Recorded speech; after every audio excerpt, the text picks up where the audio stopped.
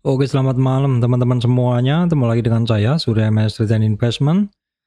Oke, baik teman-teman, hari ini tanggal 24 Januari 2024 ya. Saya akan membahas satu cryptocurrency yang saat ini termasuk dalam watchlist saya.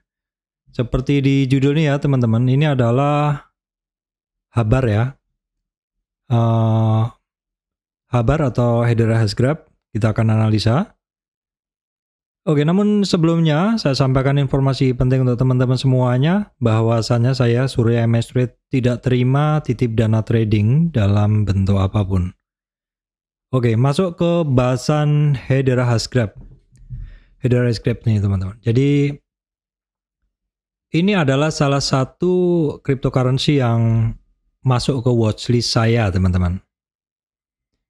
Baik, kita lihat dulu dia di urutan ke berapa ya. Ini urutan cryptocurrency di CoinMarketCap. Kita cek dulu Habar Hedera Hashgraph. Habar ini di sini di urutan 15 ya teman-teman. Kalau teman-teman lihat dia berada di urutan 15. Teman-teman cari langsung ketemu Hedera Hashgraph di sini. Di urutan market cap di 15. Sekarang sekilas kita lihat dulu harganya. Di sini adalah all.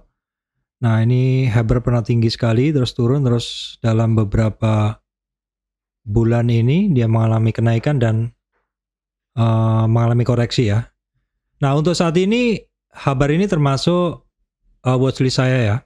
Watchlist saya karena pergerakannya ya. Jadi saya masukkan ke watchlist saya karena pergerakan dari Habar ini. Oke, baik, kita analisa dulu. Ini adalah sekilas dari pergerakan daily Habar.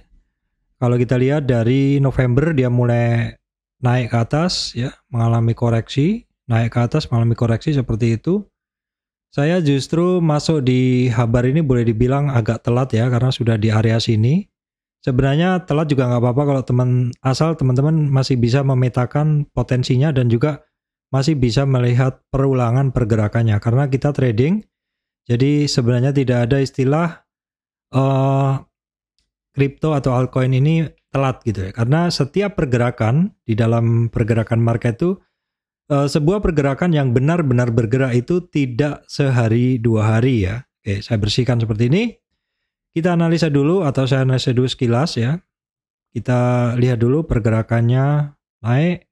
Kita lihat trennya dulu. Kita ambil pick through dulu ya. Jadi tanpa memperhatikan perpotongan. Walaupun bisa juga ini kalau kita lihat sudah ada pemotongan tapi masih ada tren tapi masih terjaga sekali ya. Oke, kalau kita lihat pick through Fibonacci atau Fibonacci secara umum tanpa melihat adanya perpotongan tren ya, kita bisa lihat sekilas pergerakannya sebenarnya masih terjaga sekali secara tren besarnya ini di sekitar ini 4.330. Saya menggunakan harga rupiah ya, ini di 0, atau di 38,2 retracement. Secara pergerakan overall ini masih bagus karena ini adalah nolnya atau retracement pertamanya, maksud saya ini adalah awalnya. Retracement pertama, retracement kedua, jadi terkoreksinya hanya sampai di support kedua secara umum seperti itu di daily. Baik, karena ini cryptocurrency saya biasanya menggunakan daily untuk sekilas saja ya. Dan untuk lebih detailnya saya akan menggunakan chart yang lebih kecil. Oke, saya akan coba untuk menarik dulu ya. Puncak ketemu puncak. Baru kemudian saya coba petakan pergerakannya. Secara umum masih ada kecenderungan ini barang mampu bertahan ya. Dan dalam keadaannya dia bergerak dari resistan ya. Resistan ini ada beberapa perulangan yang mana sebenarnya ini dapat kita gunakan untuk trading. Inilah yang saya sampaikan, sebenarnya tidak ada kata telat karena kita masih bisa trading di sini. Terus kemudian juga ini daily ya teman-teman. Dalam pergerakannya pun juga masih ini ya, masih sangat bisa untuk trading, masih menguntungkan seperti itu.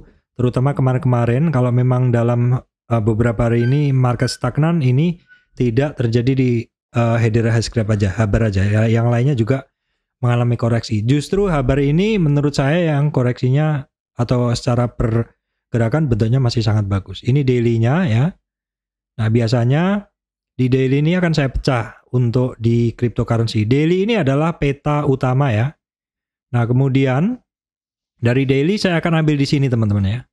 Secara daily koreksinya yang saya sampaikan tadi terbatas hanya di 38,2 retracement. Saya gambarkan lagi. Terbatas di sekitar 38,2 retracement, bukan ini maksudnya. Terbatas di 38,2 retracement dan itu menandakan bahwa trennya ini masih sangat terjaga ya.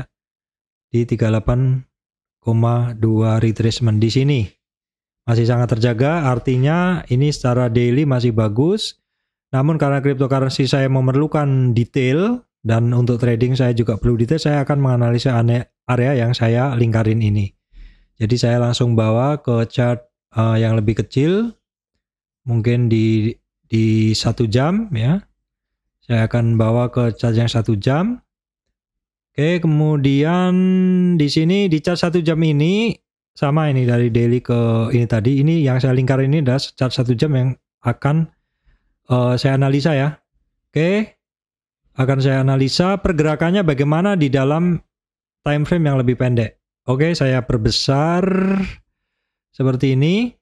Nah, teman-teman perhatikan di dalam trading saya selalu mencari time frame yang lebih kecil untuk bisa mencari titik entry-nya ya. Ini hourly dan yang saya analisa hanya ini seperti yang saya lingkarin sebelumnya ya.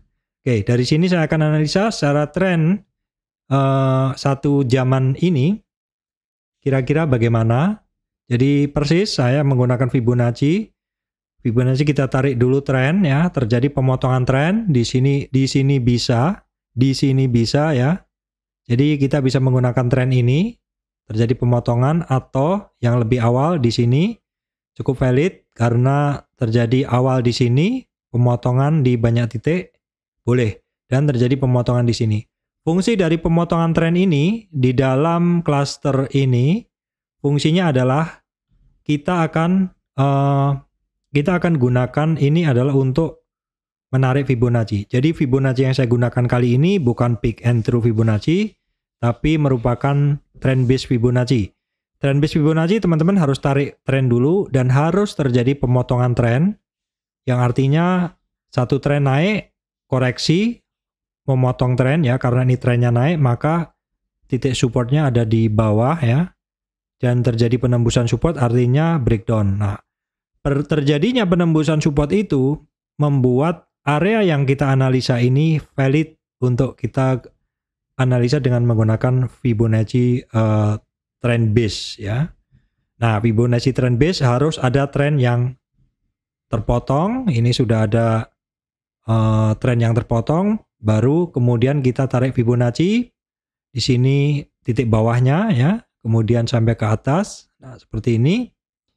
Dan terus kemudian supaya lebih enak dibaca ya, ini saya pindah ke kanan, oke. Nah seperti ini, teman-teman bisa ngelihat ya, bahwa dalam tren kenaikannya ini, ya, dari swing low ke swing high, ini adalah titik nolnya dan dia mengalami retrace atau koreksi dalam kenaikannya sampai ke puncaknya mengalami koreksi. Support pertama jebol ya teman-teman di sini. Saya perbesar. Support pertama jebol di 6.000. Puncaknya 6.500. Support pertama jebol. Support kedua 5.650 juga jebol. Nah, support kedua ini sebenarnya penting teman-teman. Karena apa? Karena support kedua ini menandakan dia koreksinya dalam atau enggak. Nah, ini di sini awal-awal ketika sampai di support kedua, dia masih mampu naik tapi tidak mampu melewatin resistan. Begitu terus sampai akhirnya break. Nah, ketika dia nge-break dari 38,2 retracement, sebenarnya dia ada target ke 61. Jadi ketika dia break dari 38 retracement, ini targetnya sebenarnya ke 61,8 retracement. Ini ada percobaan break di 38,2 retracement, tapi koreksinya hanya sampai di 50. Kenapa? Karena di sini ada historic price.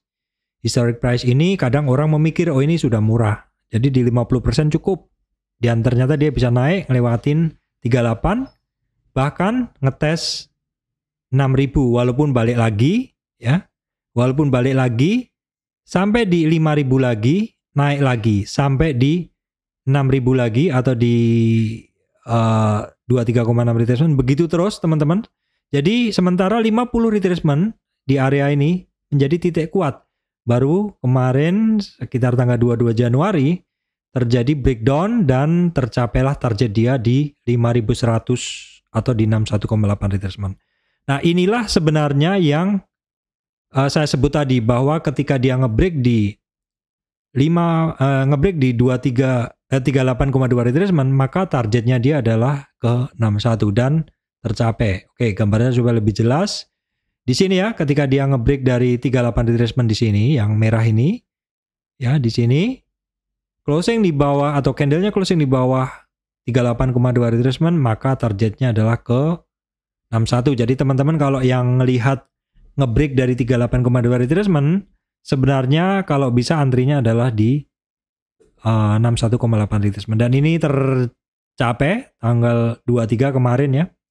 Baru hari ini dia naik. Nah kuncinya teman-teman ketika dia naik, bisa nggak dia melewatin 38,2? Karena kalau dia tidak mampu ngelewatin 38,2, ini saya perpanjang, ini yang 61,8 retracement, ini yang 38,2 retracement. Maka ketika dia rebound dari 61,8 retracement, maka ada resistan di 38,2 atau sorry. Maksud saya kalau dia rebound dari 61,8, resistannya 38,2 ya. Nah terus apabila dia nggak mampu lewatin di situ, dia masih akan melakukan perulangan seperti ini. Jadi kunci sebenarnya di 5.650 ini kunci teman-teman. Atau di 38,2 ini kunci. Ini jadi saya udah ada positioning. Tapi akan saya lihat ketika di 5.650 atau di 38,2 retracement dia mampu ini enggak?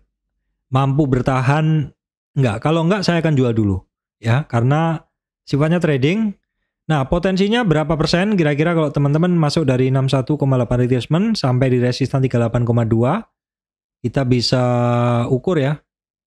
Potensinya kita bisa ukur sekitar 11%. Jadi seperti yang saya bilang di kripto saya trading itu dengan rentang profit sebenarnya sekitar 5%-an ya atau sekitar 10%. Di channel saya juga saya sampaikan profit cepat di trading itu di kripto itu altcoin adalah 5-10%, 5% kadang saya sudah take profit seperti itu. Kadang kalau marketnya bagus di 10%. Kalau kondisi saat ini memang semua altcoin sedang loyo ya seperti itu. Beberapa aja yang bergerak bagus seperti salah satunya adalah Hedera Hashgraph ini teman-teman. Jadi saya rasa itu yang bisa saya sampaikan ya teman-teman. Itu yang bisa saya sampaikan untuk Hedera Hashgraph. Ini sorry. Jadi Hedera Hashgraph kali ini terima kasih untuk teman-teman semuanya yang masih setia di MassTrade. Untuk saat ini saya memang lebih banyak trading di altcoin di cryptocurrency. Terima kasih teman-teman semuanya.